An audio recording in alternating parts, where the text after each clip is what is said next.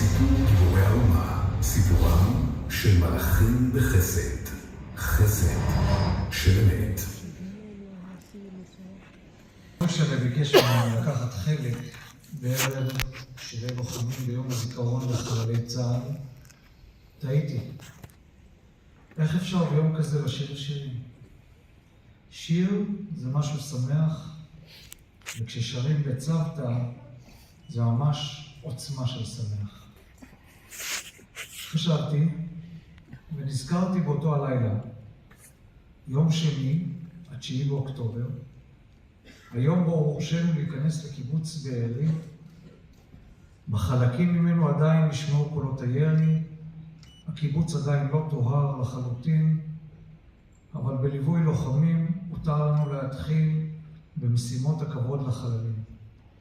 ואני, בתפקיד של מוביל ומתאם את צוותי זק"א אל האתגרים, עובר מבית לבית, רואה מה יש שם, יוצא החוצה לשטח הכינוס ומחליט כמה מתנדבים לכל בית.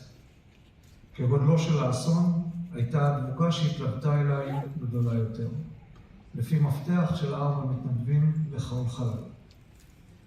בבית אחד נכנסנו מהחצר דרך חלון הממ"ד. כולו שרוף וחרוך. טיפלנו במה שהיה צריך לטפל וחשבנו להיכנס דרך הממ"ד אל יתר חדרי הבית.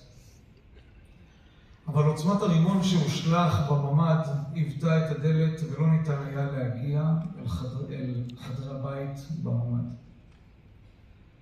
יצאנו מהחלון ובאנו להיכנס אל הבית מהמרפסת של הסלון. במאמץ משותף הרמנו את התריס הגלילי, הנחנו כיסא מתחת והשתחלנו פנימה אל החושך. זוחלים כשפנסי הראש הם האור היחיד שעומד לרשותנו. וכשהזדקפנו, היינו שם, אני ואחי הקטן, סרן ישראל מזגין. ראינו 2 גיטרות מונחות על הספה ועל שולחן הסלון הקטן. אף אחד לא תיאם בינינו. זה לא כתוב בשום תורת לחימה. לקחנו את הגיטרות והתחלנו לנגן ספונטנית את השירים אשא עיניי אל ההרים מאין יבוא עזרי, ואת השיר והעיקר לא לפחד כלל.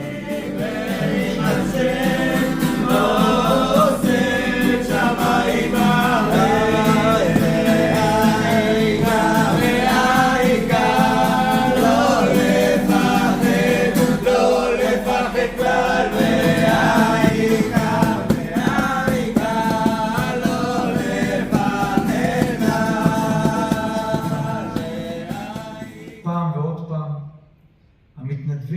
שהיו בחוץ זחלו גם הם מתחת לתריס והצטרפו אלינו ל4 דקות של שירה וניגון.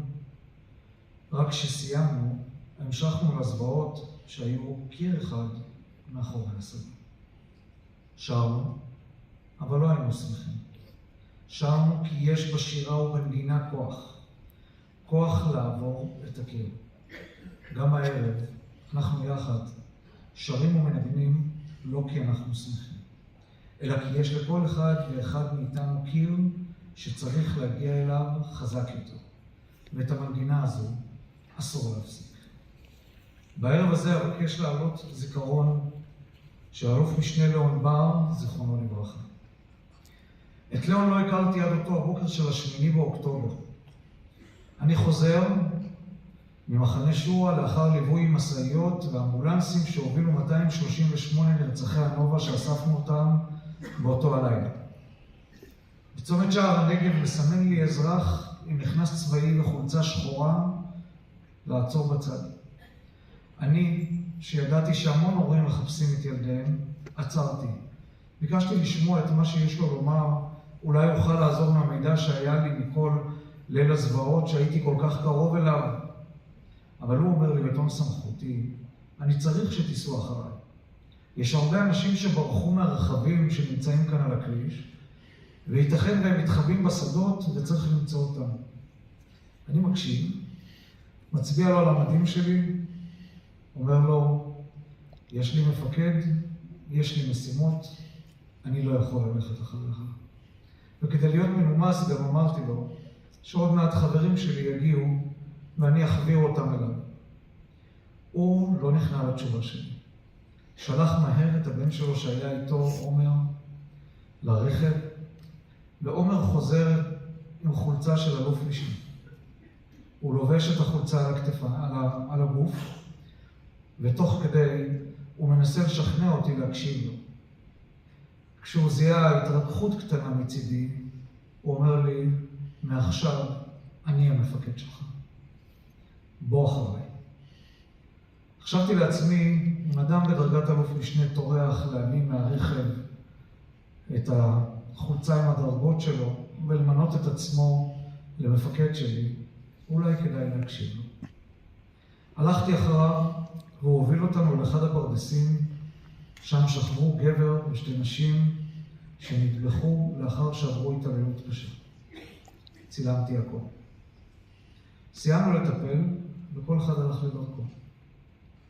חלפו כמה שעות ואני שומע בקשר קריאה על התקלות עם הרוגים ופצועים. הייתי מאוד קרוב וטסתי לנקודה. שני פצועי ירי ברגל נופפו לעברי ומיימנו אני וחבריי לפנות אותם לעבר ניידת טיפול נמרץ שחיכתה בשולי שטח האש, כשבדרך הם מספרים לי שיש במקום אלוף משנה שנהרג.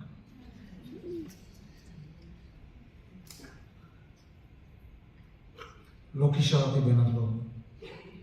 רק לאחר ששלחתי את חבריי לטפל בהרוג, נודע לי שמדובר במי שרק הבוקר מינה את עצמו למפקד שלי.